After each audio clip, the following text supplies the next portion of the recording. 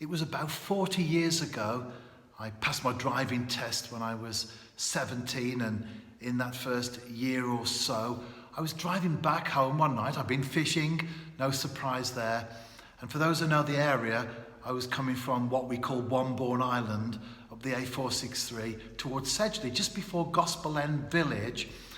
I noticed it was a very still night, not much traffic on the road, it was still light, and I noticed an object hovering to my right as I came up the hill over Baggeridge. And I stopped the car because it was very noticeable. There was no sound from it. So if it was a helicopter, you would have heard the noise. And it didn't look like a helicopter. In fact, it was a stereotypical flying saucer type shape. I stopped the car, I got out, and I looked. And then, and again, if you know the area, you know that to my left, it drops down into a slopey valley across Pencommon and then beyond. So a good couple of miles or so of open land and big sky. And within a split second, that UFO, which is what an unidentified flying object is, that UFO shot across the sky and it disappeared. There was no noise, no sound coming after it, no trail of smoke, nothing at all.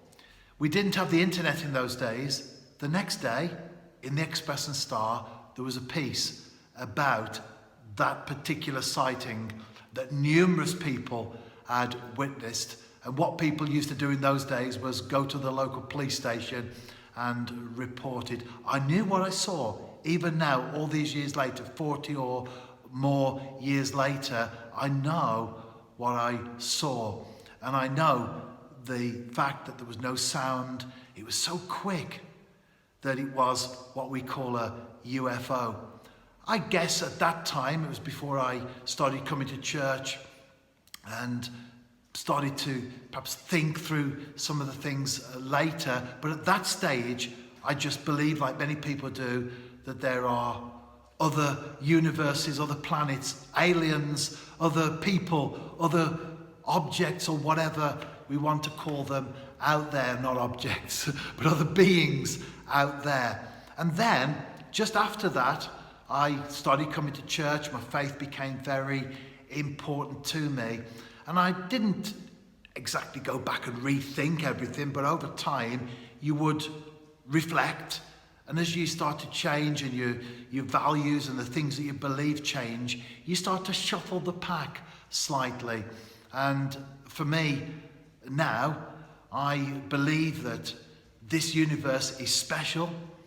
I believe that when God created, that we are the center of the universe. So how do you reconcile that if you believe that there are lots of other universes? How do you reconcile that with your theology? Because it does create some theological, very difficult theological questions. Now, of course, we're all different, and I'm speaking now. I know what I saw. There's no argument with that. People do make similar sightings themselves. No argument with that at all.